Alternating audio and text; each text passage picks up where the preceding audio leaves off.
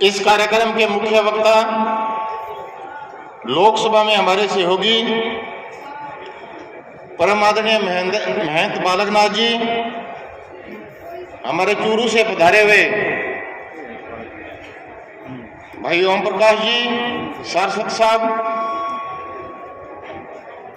श्री गंगानगर के भारतीय जनता पार्टी के जिले के अध्यक्ष भाई आत्माराम जी, हमारे यहाँ के विधायक, लोकप्रिय विधायक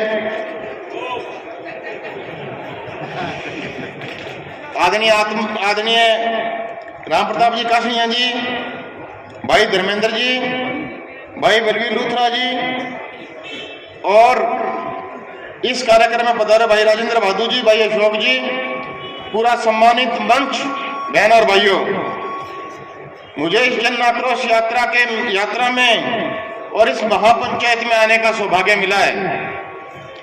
आपने सभी आपके नेतागणों को सुना है, राजस्थान प्रदेश में पिछले 4 साल से जो अराजकता फैली है वो कोई छोटी बात नहीं है।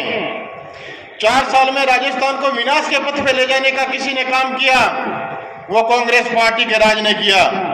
4 साल के अंदर राजस्थान प्रदेश में बिजली और पानी की स्थिति है वो आपके सामने है। राजस्थान में पुलिस प्रशासन का जो हाल है वो आपके सामने है। अभी जिस तरीके से विधायक महोदय बता रहे थे कि राजस्थान प्रदेश में किस तरीके से यहाँ पे कब्जाधारियों ने कब्जा किया है, ये मुझे कहते हुए कोई शंका नहीं है। और मैं कह सकता हूँ कि राजस्थान की नहीं, हिंदुस्तान के 70 साल के इतिहास में अगर विकास की योजनाओं को किसी ने चालू किया तो भारतीय जनता पार्टी के राज ने किया। अगर इस राजस्थान की विकास की योजना को विनाश के पथ पे पहुंचाने अगर किसी ने काम किया वो राजस्थान में कांग्रेस पार्टी की सरकार ने किया, ये कहते हैं कोई शंका नहीं है। बहनों और भाइयों, आपने देखा होगा 2014 से पहले इस देश की स्थिति और 2014 के बाद में 8 साल के अंदर केंद्र की सरकार ने, नरेंद्र भाई मोदी ने विश्व के मानचित्र पे किस तरीके से भारत को खड़ा किया है, एक बहुत बड़ी बात है। 70 साल के इतिहास में पहली बार हिंदुस्तान के अंदर G20 आ रहा है, 70 साल के इतिहास में पहली बार, और बड़े 50 शहरों में बड़ी सभाएं होंगी। और मैं सोच सकता हूं कि आज से 1 साल बाद, जब कार्यकाल 1 साल बाद केंद्र के अंदर, नई दिल्ली के अंदर विश्व के बड़े जो 20 जो कंट्रीज है, जो देश है, उनके सबके राष्ट्राध्यक्ष भारत आने वाले, और विकास की योजनाओं की शुरुआत अगर विश्व में कहीं होगी तो वो भारत के साथ होगी, एक भारत में बैठ के होगी, ये कहते मुझे कोई शंका नहीं है। आपने देखा होगा कि विश्व गुरु कहलाने वाला भारत पूरा विश्व तमाशा देखता था, लेकिन नरेंद्र भाई मोदी के राज आने के बाद में विश्व के अंदर भारत का मानचित्र विश्व के मानचित्र पे किस तरीके से विकसित हुआ है और विकासशील के पथ पे पहुंचा है, मुझे ये कहते भी कोई शंका नहीं है। बहनों और भाइयों, आपने देखा होगा कि केंद्र में नरेंद्र भाई मोदी ने जिस तरीके से विकास की योजना की शुरुआत की, हमारे दोनों जिलों में सरकारी मेडिकल कॉलेज अगर बनाने का किसी ने काम किया जिसकी हमने कभी कल्पना ही नहीं की थी, वो नरेंद्र भाई मोदी ने किया है। हमारे दोनों जिलों में इंडोर स्टेडियम, सिंथेटिक ट्रैक अगर बनाने का किसी ने काम किया वो केंद्र की सरकार ने किया है। और रेलवे के मामले में जितना हम लोग आगे बढ़े हैं, शायद हिंदुस्तान के 50 साल में कांग्रेस पार्टी के राज में काम नहीं हुआ होगा। 8 साल के अंदर केंद्र की योजनाओं का रेल का लाभ अगर किसी को मिला है तो सबसे ज्यादा गंगानगर जिले को मिले, कहते हुए मुझे कोई शंका नहीं है। अभी हमने सूरतगढ़ रेलवे स्टेशन को अमृत योजना रेलवे स्टेशन का रूप दिया है, और यहाँ पे सबसे ज्यादा विकास की योजनाएं बनेगी और सबसे ज्यादा रेलवे स्टेशन का विकास हो, इसके लिए अमृत योजना में सूरतगढ़ का नाम रखा गया है। बहनों और भाइयों, चाहे वो सड़क का मामला हो, चाहे वो रेल का मामला हो, आपने देखा होगा कि सूरतगढ़ से लेकर नूरगढ़ तक सड़क बनाने का काम भारतीय जनता पार्टी के राज ने किया था। यहाँ पे पुल बनाने का काम भारतीय जनता पार्टी के राज ने किया है। जनधन खाता खोलने का काम केंद्र की सरकार ने किया है। पहली बार आजादी के 50 साल बाद केंद्र की सरकार ने ग्राम पंचायत को सीधा पैसा देने का काम किया। स्टेट फाइनेंस कमीशन का पैसा 15 और 14 और 15 फाइनेंस कमीशन का पैसा अगर ग्राम पंचायत को मिला तो भारतीय जनता पार्टी के राज में मिला है। और मैं ये भी कह सकता हूँ कि यह जिला एक सिंचाई का जिला है और सिंचाई के जिले में किसानों को पानी चाहिए।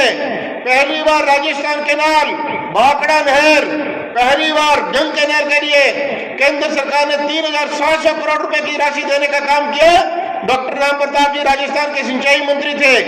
एक एक नहर और एक एक खाला पक्का करने का अगर किसी ने काम किया है तो भारतीय जनता पार्टी के राज में हुआ है। और अभी गंग कैनाल के लिए हमने केंद्र सरकार से सारे हेडवर्क्स ठीक हो, इसके लिए 1153 करोड़ रुपए की राशि अगर किसी ने दी है तो केंद्र की सरकार ने दी है।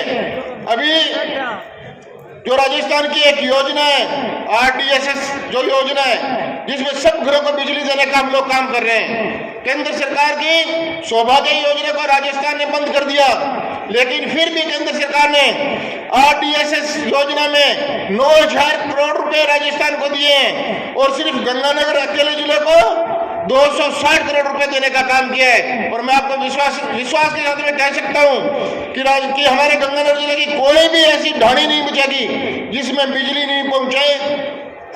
अगर ऐसा काम करने का किसी ने किया है तो केंद्र की सरकार ने किया है। हमारे मुखिया सारी बात कहेंगे, लेकिन मैं कह सकता हूं कि राजस्थान में भैरव सिंह जी का राज, राजस्थान में वसुंधरा जी का राज, और जिन योजनाओं की शुरुआत राजस्थान में हुई थी उन योजनाओं का बंद करने का काम अगर किसी ने किया है तो राजस्थान में कांग्रेस पार्टी के राज ने किया है। आपने देखा होगा भामाशाह योजना, आपने देखा होगा लेबर कार्ड योजना।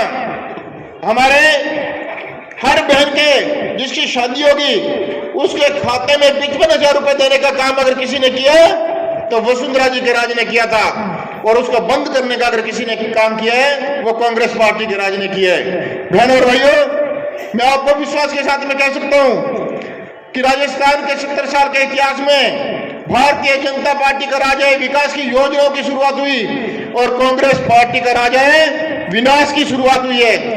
इसलिए राजस्थान में वर्तमान में जंगल राज है, राजस्थान में कांग्रेस पार्टी के राज में अराजकता फैली है। वर्तमान में राजस्थान की एक एक दीवार बोल रही है कि 2023 में राजस्थान में भारतीय जनता पार्टी की सरकार होगी। इसी जन आक्रोश यात्रा को लेके और इसी यात्रा में आदरणीय महन जी शामिल हुए हैं, आदरणीय ओमजी भाई साहब शामिल हुए हैं। आप सबको मैं शुभकामनाएं धन्यवाद देने के लिए आया हूँ मकर संक्रांति और लोहड़ी के त्योहार की, और आने वाले समय में भारतीय जनता पार्टी का राज राजस्थान प्रदेश में आए, मैं यही आपसे आग्रह करने के लिए आया हूँ। आप सब लोग पधारे हो, बहुत बहुत धन्यवाद। जय हिंद, जय भारत।